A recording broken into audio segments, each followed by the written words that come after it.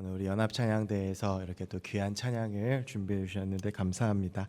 제가 교회에 참 많은 봉사하는 부서들이 있고 또 직책들이 있는데 그 중에서 가장 그 부러워하는 그 부서가 그 찬양대입니다.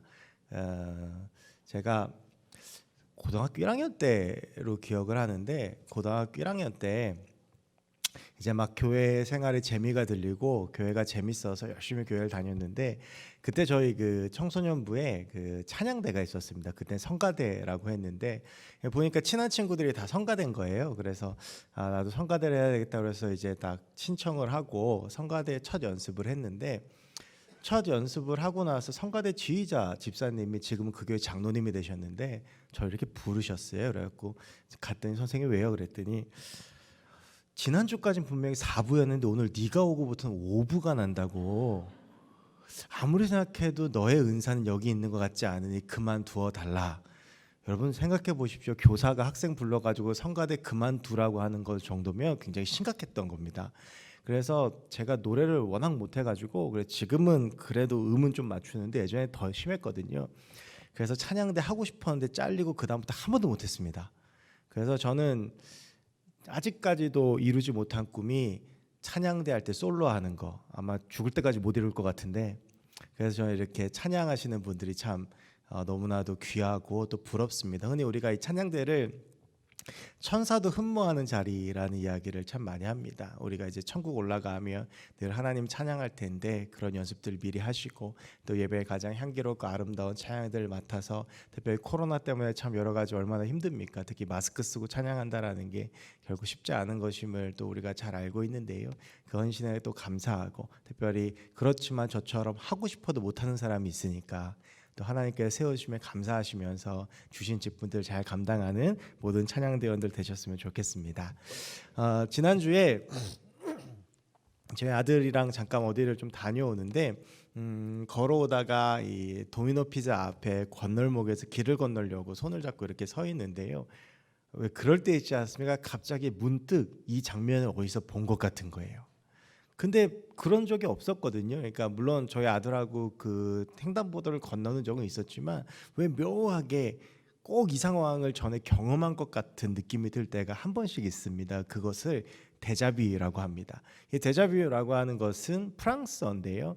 언제 경험했는지 모르겠는데 내가 왠지 그 일을 경험한 것처럼 느끼는 것. 그래서 흔히는 뭐 꿈에서 보았다든지 아니면 아주 예전 경험을 기억하지 못한다든지 그런 것들이 갑자기 떠오르는 것을 데자뷰라고 이야기를 합니다. 오늘 본문을 읽어 가시면서 중반부까지는 어디서 많이 본 이야기다라고 생각하셨을 것 같아요. 그런데 끝에 가면 우리가 기존에 알고 있던 이야기와는 조금 다르다라고 하는 것을 아실 겁니다. 그러면서 제가 데자뷰 얘기를 잠깐 드린 거 마치 데자뷰 때 느끼는 그 멍함처럼 알고 있는 것 같은데 뭔가 좀 내가 아는 것하고는 다르고 좀 아리송하고 그런 느낌이 들 수 있는 본문입니다. 왜냐하면 이 오늘 본문은 우리가 흔히 오병이어라고 부르는 우리께 너무나도 잘 알려진 그 사건과 매우 닮아 있지만 그 오병이어에 가려져서 많이들 모르거나 잘 보지 않는 사건입니다. 흔히 칠병이어라고 하는데요.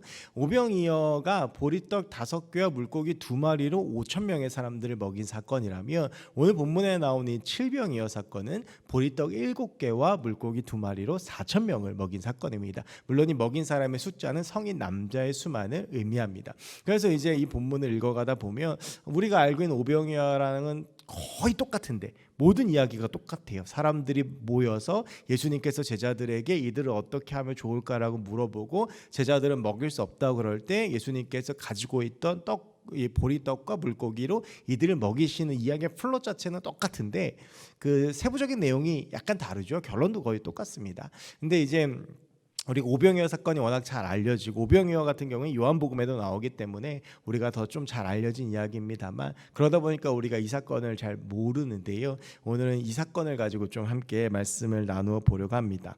오늘 본문을 보면 예수님과 많은 무리들이 함께 있었다라고 하는데 2절에서 보면 사흘 동안 함께 있었다라고 하는 것을 보면 뭐 그냥 이렇게 모여든 무리들은 아닌 것 같고요. 아마 예수님의 말씀을 듣고 또 예수님의 기적을 경험하기 위해서 예수님의 소문을 듣고 모여든 사람이었던 것 같고 그러다가 그들과 함께 말씀을 나누는 일종의 부흥 집회라고 생각할 수 있겠죠. 그 집회가 한 사흘 동안이나 계속되었던 것 같습니다. 그러니까 사람들이 예수님의 소문을 듣고 뭐 멀리서도 오고 가까이서도 오고 그러지 않았겠습니까? 그러면서 저마다 먹을 것들도 가지고 왔고 나름대로 준비는 했겠지만 아마 사흘 동안이나 예수님과 함께 하려고 생각을 하고 온 사람들은 거의 없었던 것 같아요. 그러다 보니까 어느 순간 먹을 것도 떨어지고 뭐 그것도 서로 나누어 먹고 하다 보니까 이제는 다 그런 것들이 떨어지고 준비해온 것들이 바닥난 상황에서 예수님의 부흥 집회가 마치게 됩니다. 그러면서 이제 집에 돌아가야 될 시간인데요.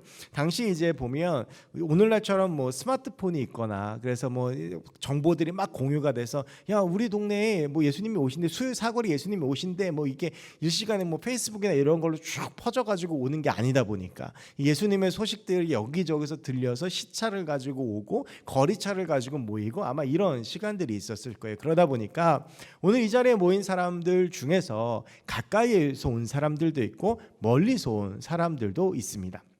근데 좀 예수님께서 주목하시는 문제가 무엇이냐면 그래도 지금 이 서 계신 지역에서 가까이에 있는 사람들은 크게 문제는 되지 않습니다. 뭐 한두 시간 안에 집에 갈 수 있는 사람들이면 집에 가서 해결하면 되는데 문제는 멀리서 온 사람들이에요. 지나가다가 들렸거나 아니면 뭐 예루살렘에 가다가 들렸거나 또 여러 가지 뭐 아주 먼 거리에서 온 사람들이 있는데 문제는 이들이 사흘 동안 예정에도 없던 집회들을 하다 보니까 먹을 것도 다 떨어지고 배가 고픈 상황이었다라고 하는 것이죠. 근데 이제 배가 고픈 상황에서 가까이에 있는 사람들이 가는 것은 크게 문제가 안 될 수는 있겠지만 멀리 있는 사람들은 뭐 하루 이틀 길을 걸어가야 돼. 이 당시에 차가 있는 것도 아니고 뭐 그렇다고 전철, 뭐 기차, 비행기 이런 거 전혀 없거든요. 걸어가야 되는데 걸어서 하루 이틀을 가야 되는데 이 사람들 그냥 보내려니까 예수님께서 마음이 아프신 거죠. 여러분 생각보다요 배가 고프다라고 하는 것은 굉장히 큰 문제입니다. 오늘은 이제 그런 이야기 많이 하지 않습니까? 우리나라가 이제 잘 살게 되어서 일부러 먹지 않고 살을 빼려고 하는 노력들을 많이 합니다만 그러다 보니까 우리가 이제 배고프다라고 하는 것이 얼마나 큰 문제인지를 잘 모르고 넘어가는 경우가 많이 있습니다. 그런데 생각보다 배고프고 그 배고픈데 무언가를 해야 되는 것은 굉장히 큰 문제예요. 여러분 군대가요 정말 많이 바뀌었습니다. 저도 이제 아직도 군에 남아 있는 동기들 이야기도 들어보고 그리고 이제 뭐 저희 청년들 중에서도 군에 가고 하니까 그런 이야기들 해보면 최근에도 저희 청년 하나가 군에 가다 첫 휴가를 나왔는데 불과 10년 전에 제가 군대에서 장교 생활을 할 때보다도 지금 훨씬 좋아졌고요. 아마 여기 계신 우리 다른 집사님들 뭐 장로님들 군 생활할 때랑은 비교가 되지 않을 만큼 군대가 많이 바뀌었습니다. 이등병 월급이 45만 원이고 병장 월급이 60만 원이고 뭐 핸드폰 주고 그럼 뭐 아주 좋아요. 그 군 생활도 1년 6개월밖에 안 해요. 그런데 군대가 이렇게 많이 바뀌었는데 예나 지금이나 군대에 변하지 않는 명언이 하나 있습니다. 반드시 지키고 반드시 기억해야 되는 것. 그것이 무엇이냐 하면 작전에 실패한 군인은 용서해도 배식에 실패한 군인은 용서하지 못한다. 여러분 이게 그만큼 배식이 중요해요. 이게 훈련 같은 데 나가서 이제 배식을 해서 주는데 처음에 너무 많이 퍼줘서 뒤에 밥을 못 주게 되면 난리 납니다. 한두 끼는 참겠는데 이게 막 훈련도 하고 그래야 되는데 한 몇 끼 못 먹으면 애들 눈 돌아갑니다. 제가 그걸 실제로 봤었거든요. 여러분 이게 먹을 게 그만큼 중요해요. 그러니까 전쟁이 나면 전략적으로 가장 먼저 공격하는 것이 어디냐면 군량 창고를 먼저 공격하고 보급로를 먼저 끊습니다. 그래서 우리가 임진왜란 때 이순신 장군이 바다를 장악함으로써 얻은 가장 큰 효과가 일본으로부터 오는 보급로를 끊어서 그래서 일본이 결국엔 나중에 후퇴하게 된 것 아닙니까? 여러분 그만큼 이게 먹는 문제가 굉장히 중요한 문제예요. 사실 우리가 이 먹고 살기 위해서 사는 것 아니겠습니까? 우리가 생각하는 인류의 전쟁들이 결국에는 그 깊숙이 들어가 보면 결국 이 먹는 문제 가지고 시작이 되는 거예요. 먹는 것을 확보하는 문제 가지고 전쟁이 시작되어지는데 그러니까 지금 이 사람들에게 있어서 이 문제는 2000년 전에 특별히 지금보다도 훨씬 더 오래 2000년 전에 지금 이들에게 이 문제에 있어서 굉장히 어렵고 난감한 문제라고 하는 것이죠. 사흘 동안 있으면서 아마 사흘 동안 한 끼도 못 먹은 사람들도 있을 거예요. 그 사람들이 지금 굶어가지고 하루 이틀 더 걸어서 집에 간다라고 하는 것은 어쩌면 죽을 수도 있는 상황입니다. 그냥 한 끼 굶으면 되지 뭐, 그냥 잠깐 뭐 배고픔 참으면 되지 뭐가 아니라 이들에게는 생사 여부가 걸릴 수도 있는 문제라고 하는 것이에요. 오늘 예수님께서는 그 문제를 주목하고 계십니다. 우리가 그 문제를 대한 예수님의 태도를 좀 주목하려고 하는데요. 오늘 본문을 보면 예수님께 제자들을 불러 모으세요. 그리고 이 문제를 어떻게 처리하면 좋을지를 물어보십니다. 그런데 여러분, 지금 이 사람들은요, 집회를 끝나고 돌아가면 되는 사람들이기 때문에 예수님께서는 이들에 대해서 책임을 지셔야 될 어떤 윤리적이나 그런 이유들이 없습니다. 그리고 예수님께서 뭐 오라고 한 것도 아니고 자기들이 모여든 거잖아요. 그러니까 자기들의 인생은 자기들이 책임져야 되는 거예요. 그러니까 예수님께서는 여기서 사역을 마치셨으니까 그냥 다른 곳으로 가면 되고, 이제 이 사역을 잘 마치셨기 때문에 이 남은 사람들이 자기의 문제 자기가 해결을 해야 되는 거예요. 그런데 예수님께서는 그들의 문제를 그냥 그들의 문제로 여기지 아니하시고 그들의 문제를 주목하시며 해결해 주기를 원하셨어요. 그래서 제자들을 불러서 우리가 이 문제를 어떻게 해결하면 좋을지 머리를 맞대고 고민을 하셨습니다. 2절하고 3절 말씀을 한번 보면, 혹시 말씀 2절하고 3절 좀 띄워주실 수 있으십니까? 우리 함께 읽어보겠습니다. 내가 무리를 불쌍히 여기노라. 그들이 나와 함께 있은 지 이미 사흘이 지났으나 먹을 것이 없도다. 만일 내가 그들을 굶겨 집으로 보내면 길에서 기진하리라. 그 중에는 멀리서 온 사람들도 있느니라. 아멘. 저는 오늘 이 금요심야 말씀을 준비하면서 특별히 2절 3절 말씀을 지난 일주일 동안 굉장히 많이 묵상을 했는데, 이 묵상하면서 참 많은 은혜와 사랑을 경험하게 됐습니다. 여러분, 2절 말씀을 보면 예수님께서 그들을 바라보는 시각을 딱 한마디로 말씀하세요. 내가 그들을 불쌍히 여기노라. 지금 굶주려서 굶은 배를 부여잡고 줄인 배를 부여잡고 있는 그들을 볼 때 예수님께서는 나와 상관없는 사람이 아니라, 이제는 너는 너의 길 가라고 하는 사람이 아니라 그들의 문제를 우리 주님께서 불쌍히 여기셨다라고 하는 것입니다. 그 무리의 문제, 그 사람들의 문제가 예수님의 문제가 된 겁니다. 여러분, 오늘 이 성경에 나오는 불쌍히 여기다라고 하는 말의 헬라어 원어는 스플랑크 니조마이라고 하는 헬라어 단어입니다. 이 말에는 동정하다, 불쌍히 여긴다라고 하는 뜻이 있는데, 그 뜻 말고 또 한 가지의 뜻이 있는데, 그것이 무엇이냐 하면 간절히 열망하다라고 하는 뜻이 있습니다. 무엇을 열망하느냐? 어떤 대상의 안타까움과 어떤 대상의 상황과 환경들과 그가 겪고 있는 문제를 바라볼 때에 그것들 그저 타자나 타인으로 여기지 않고 나와 연결된 것으로 여기고 그 문제를 마음 아파하며 그 문제가 해결되기를 간절히 원한다라고 하는 마음의 상태를 이야기하는 것입니다. 이것이 오늘 우리 주님께서 이들의 문제를 바라보는 시각이셨습니다. 그들이 지금 겪고 있는 문제가 나와 아무 상관없는 문제가 아니라 그들의 문제가 지금 나의 문제가 되고 저 문제가 해결되어지기를 열망하는 것이 우리 예수님의 마음이고 우리 예수님의 시각이었다라고 하는 것입니다. 이것을 3절에서 더 구체화됩니다. 예수님은 무리의 구체적인 정황을 아시고 공감하셨습니다. 이들 중에서는 이대로 굶겨서 보내면 기진하여서 쓰러지는 사람, 죽는 사람이 생길 수도 있다. 지금 내가 이 문제를 해결해 주지 않으면, 지금 우리가 이 문제를 해결해서 이 사람들을 보내지 않으면 이 사람들은 길 가다가 넘어지고 쓰러지는 사람이 분명히 있을 것이다 라고 하는 것입니다. 그러면서 특별히 3절 말미에서 여기에는 멀리서 온 사람들도 있다 라고 하면서 여기 모인 그 사람들, 우리가 4,000명을 먹였다라고 하는 본문에 나와 있는데요, 이게 성인 남자의 숫자만 4,000명이고 여기에 여자와 어린아이들의 숫자까지 합치면 못 잡아도 대략 2만 명 정도 볼 수 있습니다. 근데 거기 모인 그 수많은 사람들의 문제들을 예수님께서 아시고 감찰하고 보고 계시고 관심 가지셨다라고 하는 것이죠. 그리고 이 사람들의 상황들을 아시고 공감하시며 마음 아파하시는 것입니다. 쟤들 그냥 가면 죽는데, 쟤들 그냥 이대로 보내면 안 되는데, 쟤들 배고플 텐데, 그러니 저 문제를 내가 해결해 주어야 되겠다라고 주님께서 생각하고 계십니다. 여러분, 예수님께서 하늘에 계셨다면 인간의 배고픔을 완전히 이해 못하셨을 수도 있습니다. 물론 우리를 만드셨지만. 그런데 예수님께서 인간의 육체를 입고 계시면서 배고픔이 얼마나 힘든 것인지, 우리 가운데 있는 이 문제들이 얼마나 힘든 것인지를 충분히 경험하셨습니다. 그리고 그 배고픔 가운데에서 성경에 보면 여러분 어떻습니까? 예수님이 굉장히 잘 드십니다.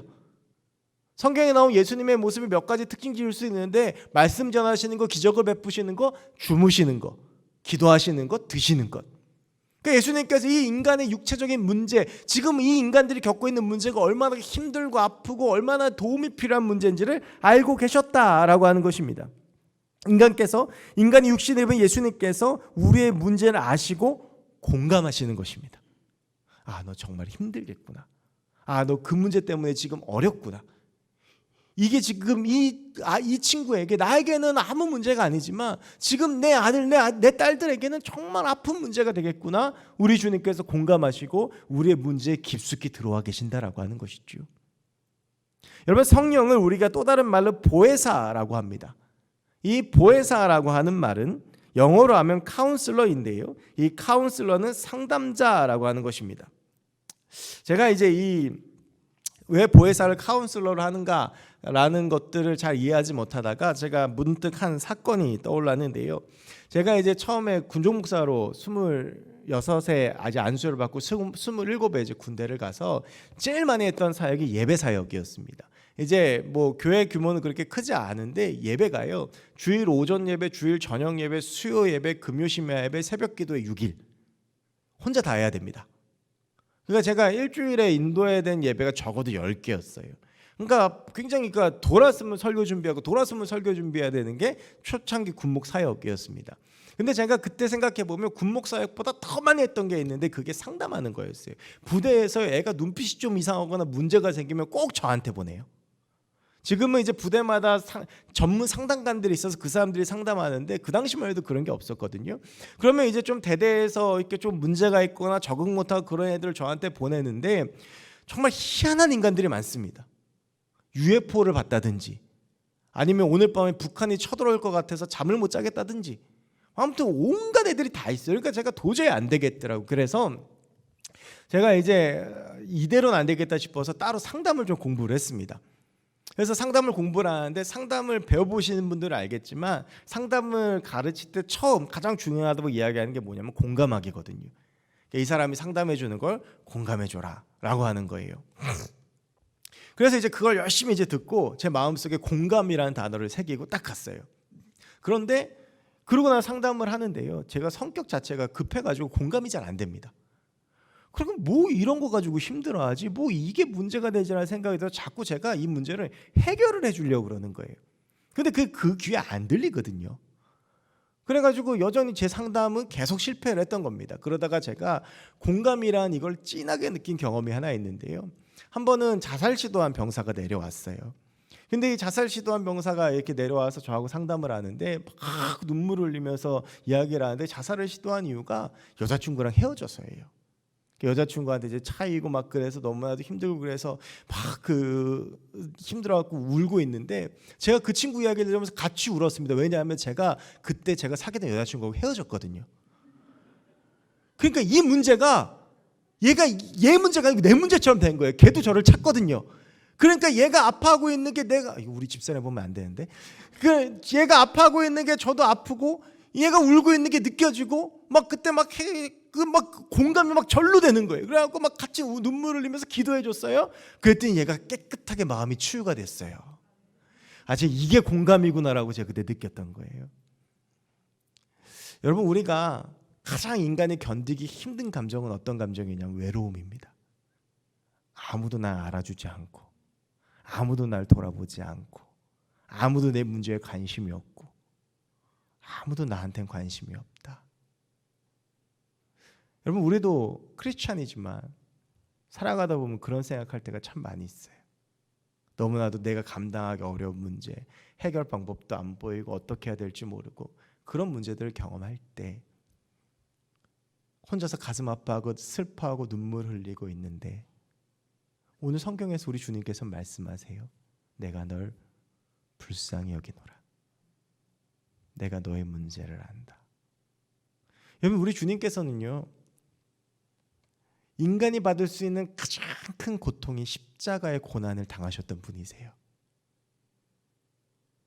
이미 십자가를 지구로 예정하시고 그 마음에 죽음을 기다리는 마음으로 하루하루를 보내시다 그렇게 매를 맞으시고 십자가를 지시고 그 몸에 피와 물이 다 빠져나가는 그 경험을 하시면서 죽음을 경험하신 분이 우리 주님이세요. 여러분, 우리 예수님께서 우리 가운데 공감하지 못하실 문제가 아무것도 없습니다. 우리가 아파하고 있을 때, 우리가 눈물을 흘리고 있을 때 우리는 결코 혼자가 아니에요. 그래서 사도 바울 로마서 8장에서 이렇게 이야기합니다. 성령께서 말할 수 없는 탄식으로 우리의 연약함을 붙잡고 기도하고 계십니다. 살아가다 보면 힘들고 어려운 일들, 가슴 아프고 힘든 일들을 참 많이 경험하게 됩니다. 가정에서, 부부관계, 자녀, 건강, 사업, 물질, 재물, 도저히 내가 해결할 수 없는 그 수많은 문제들을 만납니다. 그런데 그 문제 가운데 우리를 더 힘들게 하는 건 이 문제를 나 홀로 지고 간다는 것, 그 막연함과 답답함과 외로움이 우리를 더 나락으로 빠뜨립니다. 아무도 나와 공감해주지 않고, 아무도 나를 이해해주지 않고, 아무도 내 편이 없다는 생각에 우리는 더 벼랑 끝으로 몰립니다. 그런데 그런 우리를 향해서 우리 주님께서 오늘 말씀하십니다. 내가 너를 불쌍히 여긴다. 내가 너의 그 문제가 해결되길 간절히 열망한다. 내가 너를 안다. 너 멀리서 왔지? 내가 널 안다. 너 지금 이것 때문에 힘들지? 내가 너 안다. 그것 때문에 마음 무너지고 눈물 흘리고 가슴 아프고 힘들고 그거 내가 안다. 내가 도와줄게. 내가 해결해 줄게. 오늘 우리 주님께서 이 밤 우리에게 그렇게 말씀하고 계십니다. 여러분 혼자가 아닙니다. 하나님이 여러분과 함께하고 계십니다. 여러분이 겪고 있는 그 문제가 지금 나 홀로 지고 가는 문제가 아닙니다. 수고하고 무거운 짐진 자들아 다 내게로 오라. 내가 너희를 쉬게 하리라. 우리 주님께서 우리에게 약속하고 계십니다. 우리의 인생에 수고하고 무거운 짐진 것도 우리 주님 발 앞에 내려놓으면 우리 주님께서 그 짐을 대신 져주시고 주의 가장 선하고 아름다운 방법으로 우리의 삶을 고치시고 치유하시고 만져주시는 것입니다. 한 발짝 떨어져서 내 문제를 관망하시는 것이 아니라 우리의 문제의 상황과 깊숙이 들어오셔서 우리와 함께 눈물 흘리시고 아파하시고 고난당하시는 그 분이 바로 우리 하나님이십니다. 여러분, 그런데 우리는 너무 자주 그 하나님을 잃어버리고 살아갑니다. 여러분, 오늘 제자들 보십시오. 오늘 본문 앞에 마가복음 6장에 보면 제가 아까 그 데자부라는 말씀을 드렸지만 이와 똑같은 상황이 발생을 했습니다. 그게 오병이어 사건이에요. 얼마 전에 우리 주님께서 분명히 이 문제를 해결해 주셨습니다. 그러면 여러분, 예수님께서 제자들 불러서 야, 여기 이렇게 굶주린 사람들이 많은데 어떻게 하지? 라고 물어보면 적어도 한두 명 정도는 예수님 그때처럼 이 사람들 먹여주시면 되잖아요. 여기에 보리떡 7개와 물고기 2마리가 있는데 이걸로 그때처럼 먹여주시면 되잖아요 라고 하면 됩니다. 제자들은 보리떡 7개와 물고기 2마리를 꽁꽁 숨겨놓습니다. 그리고 할 수 없다고 말합니다. 지금 당장 이게 잘못되면 내가 먹을 것만 챙겨놓고 그토록 무수히 보았던 예수님의 기적과 능력은 내팽겨쳐 버린 것입니다. 한심하죠. 여러분, 그런데 이게 꼭 제자들의 모습만은 아닐 것입니다. 은혜 받으면서도 뒤돌아서면 까먹고, 주님께서 분명히 나를 도와주셨는데 돌아서서 또 잊어버리고, 지금까지의 나의 삶을 돌아보면 은혜 아닌 것이 아무것도 없는데 오늘도 우리는 하나님을 잃어버리고 흔들리고 불안정하고 걱정하는 것이 우리의 모습이지 않습니까? 걱정으로 아무것도 바꿀 수 없다는 것을 압니다. 하나님께서 도와주시지 않으면 지금 이 삶의 이 암울한 터널을 벗어날 수 없다는 것도 압니다. 그런데 우리는 그 삶의 무게에 눌려서 오늘도 하나님을 잊어버리고 살았습니다. 마치 제자들처럼 예수님의 그 수많은 기적들을 보아왔음에도 불구하고 우리는 지금 내 문제에 사로잡혀서 그 주님을 바라보지 못하고 있는 것입니다. 그러니 오늘 제자들은 다시 또 주님의 은혜를 주님 직접 경험하지 못하는 것입니다. 여러분, 우리가 우리 주님을 기억하기 바랍니다. 지금도 날 바라보고 계시는 주님, 지금도 나를 붙잡고 계시는 주님. 여러분, 우리가 지난 1년간 코로나로 얼마나 힘들었습니까? 사업과 직장, 또 건강, 가족, 많은 문제들 우리의 삶 가운데 있는데 하나님께서 우리를 버리지 않으시고 분명히 우리의 삶 가운데 함께 하시며 우리의 삶을 가장 좋은 길로 인도하고 계실 것입니다. 우리는 그 하나님 의지하며 걸어가는 것입니다. 멀리서 온 그 사람 하나까지도 바라보시는 예수 그리스도의 그 세밀하시고 자상하신 시각이 오늘 우리를 보고 계시고 우리의 문제 깊숙이 들어와 우리와 함께 호흡하시고 그런 우리와 함께 우리 인생의 길을 걷고 계십니다. 우리는 결코 혼자가 아닙니다. 나 혼자 버려진 것 같고 내 주위에 사람이 아무것도 없는 것 같지만 세상의 왕이신 주님께서 우리와 함께하고 계십니다. 그러나 우리가 제자들처럼 이것을 잊어버리면 여전히 나는 나의 그 무능력함에 빠져서 괴로워하고 힘들어합니다. 여러분, 우리는 무능력한 거 맞습니다. 그러나 우리를 붙들고 계신 주님은 전능하십니다. 우리가 주님을 붙잡을 때, 주님을 바라볼 때 우리 주님의 능력이 내 능력이 되고 내 문제들이 해결되어지고 우리 주님의 인도하심이 보이고 그래서 내 마음 가운데 세상이 줄 수 없는 평안과 기쁨이 넘치게 될 줄로 믿습니다. 물고기 2마리와 보리떡 7개로 2만 명을 먹이신 분이 우리 주님이십니다. 죽은 자를 살리시고 눈먼 자의 눈을 뜨게 하시고 앉은 병 일으키시고 문둥병자의 문둥병을 치료하시며 모든 막힌 것들을 뚫으시고 여시는 분이 우리 하나님이십니다. 그 하나님이 우리의 삶 가운데 들어오셔서 우리와 함께 살아가시며 우리의 문제에 공감하시고 우리를 격려하시며 우리를 붙잡아주고 우리를 일으켜 세워주시는데 두려울 것이 무엇이 있고 걱정될 것이 무엇이 있겠습니까?